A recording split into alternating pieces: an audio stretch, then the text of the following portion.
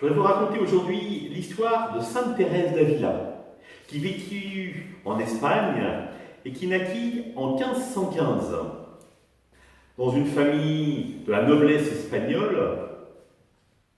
Et très petite, elle est bercée par la vie des saints et des saintes, qui lui parlent énormément, et donc elle met toutes ses forces à suivre Jésus.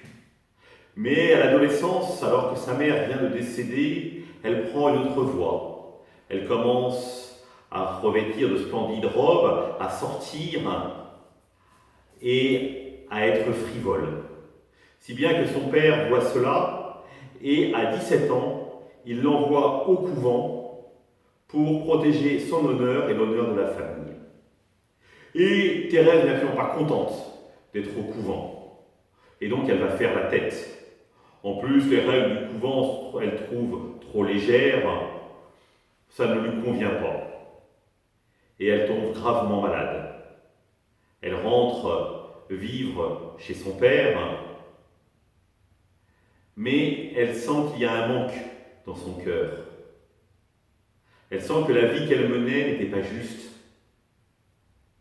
Et donc elle décide de rentrer à nouveau dans l'ordre des Carmélites, et à l'âge de 22 ans, elle va faire son engagement dans la vie religieuse. La vie chez les Carmélites est relativement simple, mais pas du tout austère. Elles peuvent sortir quand elles souhaitent, elles vivent bien, pas de pauvreté, et ça ne convient pas à Thérèse. Elle se dit quelque chose ne va pas. Et elle raconte dans sa vie comment un jour de 1542,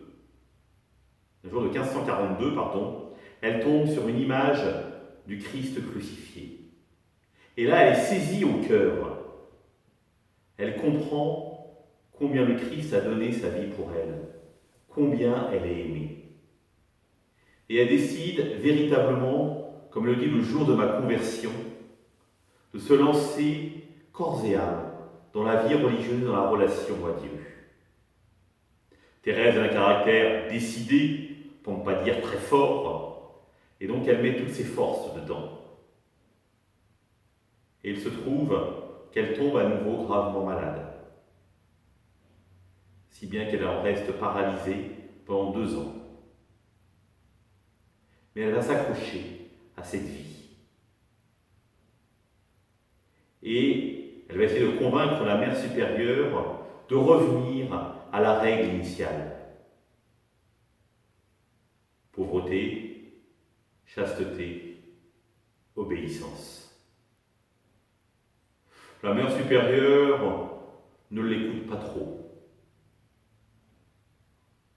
Alors qu'avec son point accompagnateur, elle découvre les joies de la consolation de Dieu. Parce qu'elle a la joie de contempler le Christ ressuscité dans sa prière. Elle a ce qu'on appelle des extases mystiques, où elle contemple la Trinité elle-même. Moment de joie pour Thérèse, mais qui se dit, ce que je vis spirituellement, je n'arrive pas à le vivre dans l'ordre religieux dans lequel je suis. Et là, elle reçoit de son frère qui est parti en Amérique du Sud une grosse somme d'argent. Et elle décide de l'utiliser en fondant un autre monastère. Elle quitte son monastère et va faire la réforme de l'ordre du Carmel. Elle va revenir à la règle initiale dans toute sa rigueur. Là, elle va véritablement percevoir la joie. Et elle va aller de monastère des Carmes masculins, tant masculins que féminins, pour aller leur dire il faut revenir à la règle initiale. Et beaucoup de monastères masculins vont se convertir et vont être ce qu'on appelle les Carmes déchaux, pour déchausser, c'est-à-dire qu'ils n'auront plus de chaussures. Les Carmélites aussi, un certain nombre de couvents reviennent à la règle initiale. Et le rayonnement de la petite Thérèse devient national, puis international. Ces extases sont connues de tous, car elles en témoignent. Évidemment, elle a ses contradicteurs et ceux qui la suivent. L'accompagnement des pères jésuites, puis d'un dominicain, va beaucoup l'aider pour être sûr de rester en permanence dans la vie même de Dieu. Elle mourra en 1582 et elle sera canonisée 40 ans plus tard.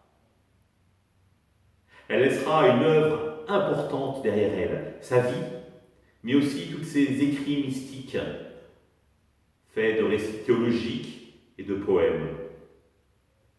Et au XXe siècle, le pape Pie XI la déclarera docteur de l'Église.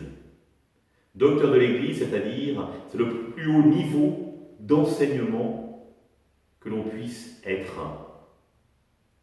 Il validera ainsi toute la qualité de ses écrits et comment elle a ouvert une nouvelle route spirituelle pour l'Église. À bientôt!